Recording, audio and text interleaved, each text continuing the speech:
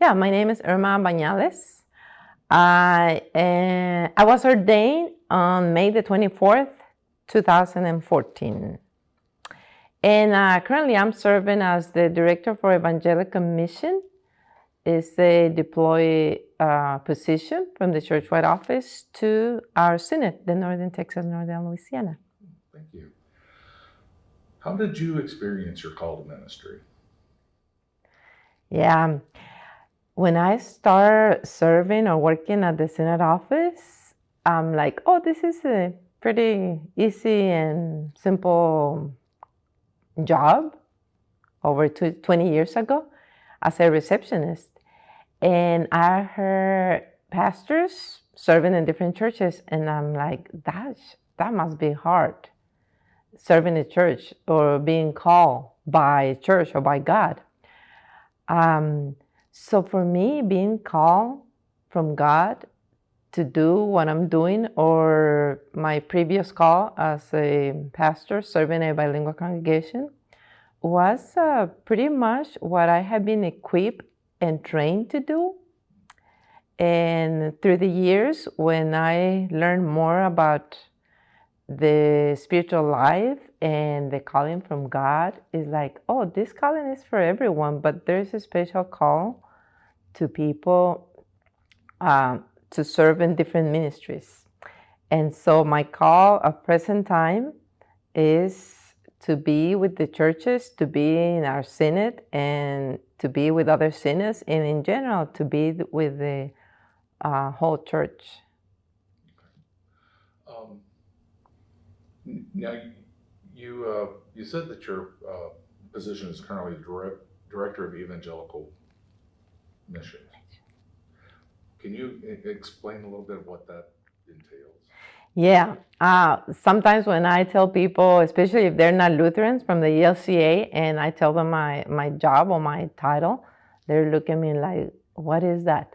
So yeah, the title that the churchwide office finds is the Director for Evangelical Mission. In my specific context is I have 3 areas that I need to accomplish somehow, or is under my portfolio, is helping the churches, or also with the New Start team in our synod to start new ministries or new churches. It could be programs, it could be ministries, it could be new churches. And the second one is to renew and bring vitality to existing congregations. And the third one is a stewardship. And a stewardship is, the 3 of the portfolios are pretty extensive. But a stewardship, I think out of the 3, I know you didn't ask me this, but out of the 3, my passion is stewardship, because stewardship is every day. Since the minute we are born till the time we die, and it's like everything around our lives and everything in our daily life. So those are the 3. In parallel with that is helping and accompany the mission developers, the new mission developers. I see. What women have inspired you in your ministry, and do you know anyone whom you have inspired? Yeah, well, I think the first woman, even though she's not an ordained pastor, it was the first woman in this context as Lutherans, in my first call, I will say that. It was the office administrator, Tina Ousley.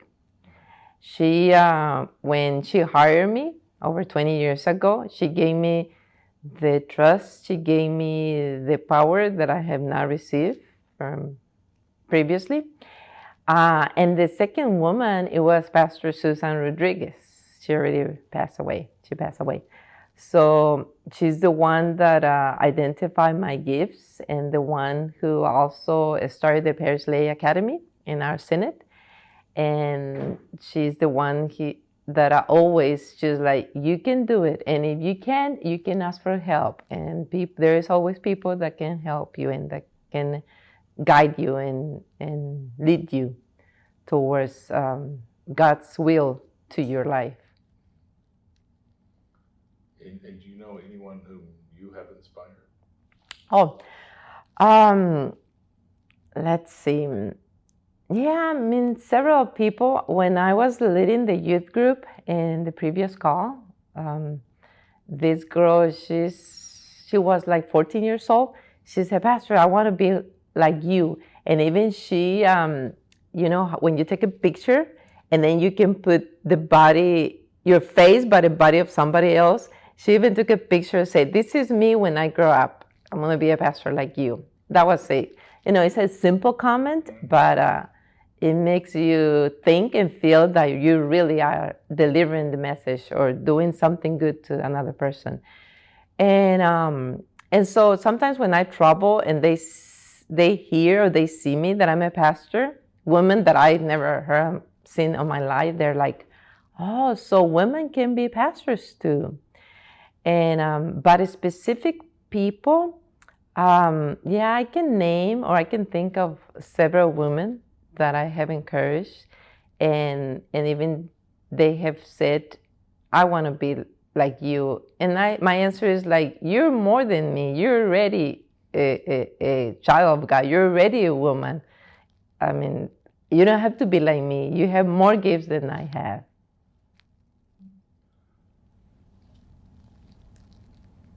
How do you see God at work in women today as we celebrate this anniversary? How do I see God at work in women today? at work?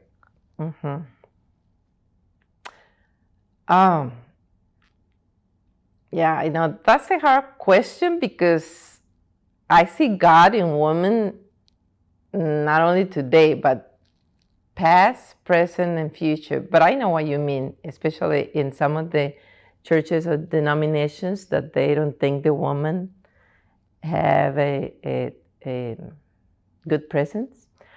Well, how I see God in women today, I think God is with us every day through the experience that we go through. Either it could be at home, it could be in the churches, it could be in a, how can I say it, in our regular life. Yeah, sometimes I have heard that women have been pushing away and not giving them what they deserve. And what I mean what they deserve is, what we deserve is be respect, and also knowing that we can bring many gifts to the churches, to the ministries, to the people around us. So I see God encouraging us every day and telling us, don't give up. I love you, and yeah, there's going to be challenges and obstacles, but I'm here next to you. Very good, very good. How do female images of God shape your theology or your ministry?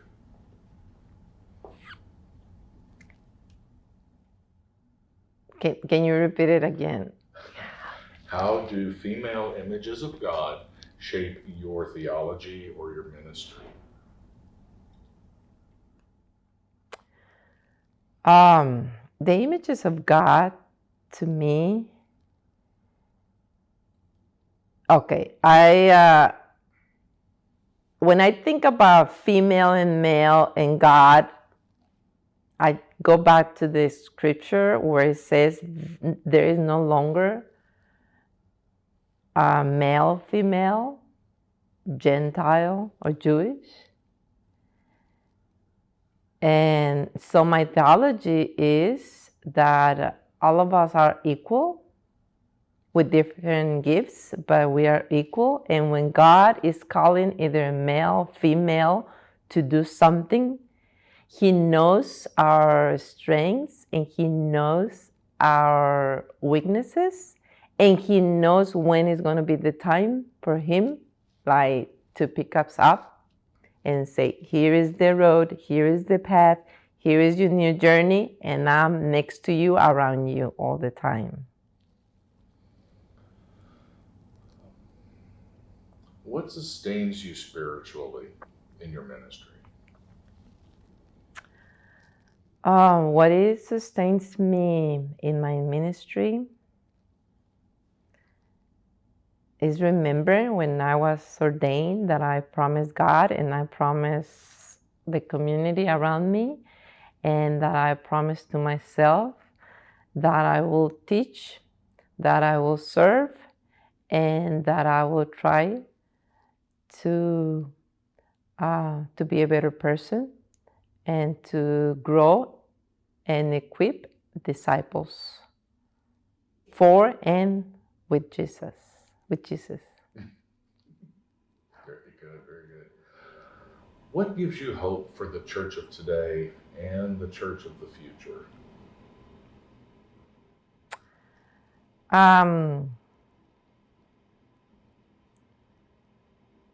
What gives me hope for the for the present future? For the present and the future. Maybe you didn't say present, but well, the church of today. Okay, yeah. Church of today, present. Church of tomorrow. What gives you hope?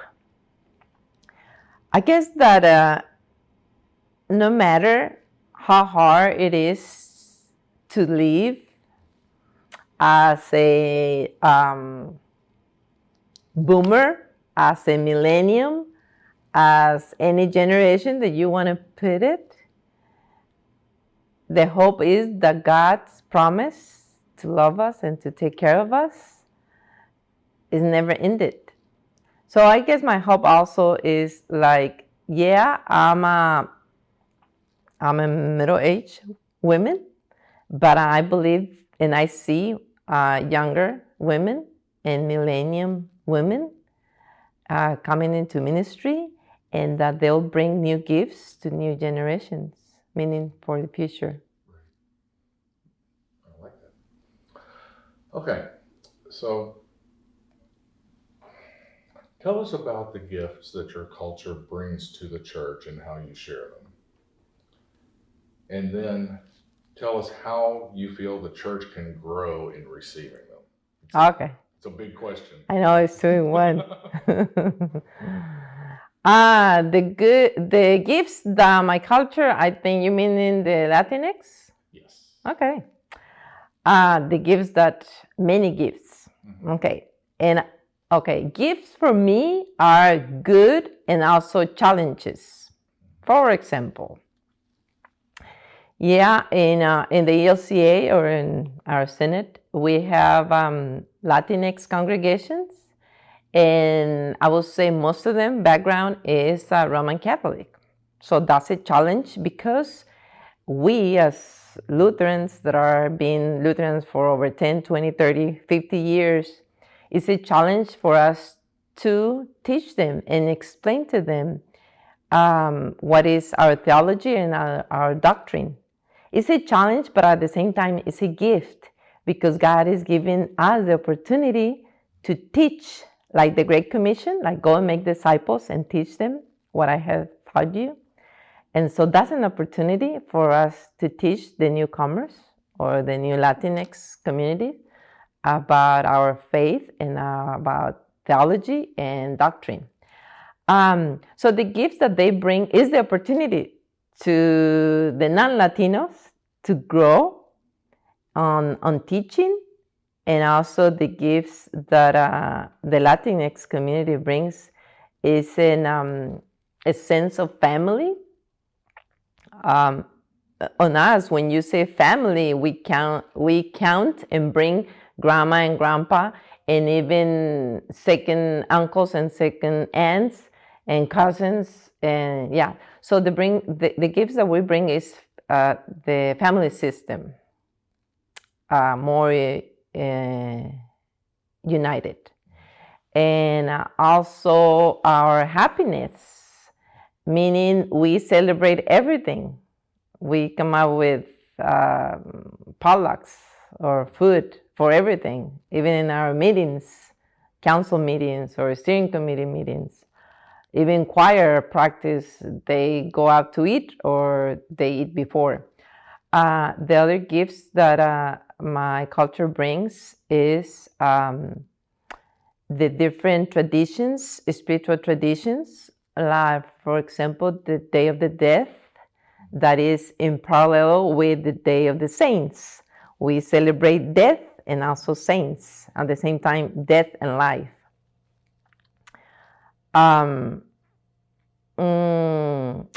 We bring the gifts of, children running around. And I know that in the other cultures they do that too. But to be honest, lately we see more of the non-Latinx communities decline, and they wish that they will have children. And but see, sometimes it's funny because sometimes we wish for things, and when we have them, we kind of start complaining about it. I know you might delete this part, but it just came out of my heart. So the other gifts that we bring is that we just plan that moment. Like, for example, if they say, oh, tomorrow so-and-so is sick. Well, let's go visit that person in their house. Or if they say the playground needs to be repaired, and they're like, okay, well, Saturday we can do it. I think they just go by the need and not by, okay, we need to ask the city permission. We need to ask the president of the church. We need to ask the pastor and see. It's just they go, or we go, according to the need. And also what I have seen in our synod is that the pastors, the Latinx pastors that we are serving now in our synod, we came up from the Parish Lay Ministry Academy, and now we're serving as pastors. Should I stop or keep going? It's up to you. There was another second part. How can the church grow in receiving those gifts? Oh, how can the rest of the church grow in receiving the gifts? I guess willingness to be open to learn new things and being adaptive to the context, being willing to learn, and being willing to be humble and say, okay, there's other cultures that we can learn from. There's other people in the midst of their level of education we can learn from.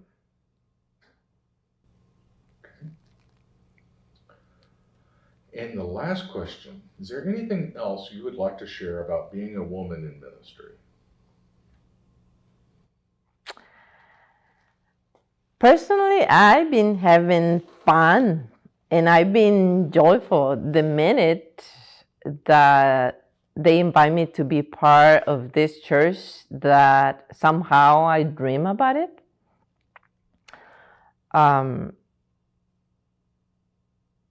See, when I heard women saying negative comments or being discouraged about the way they've been treated as women, and maybe because I'm naive, just look for positive comments instead of negatives.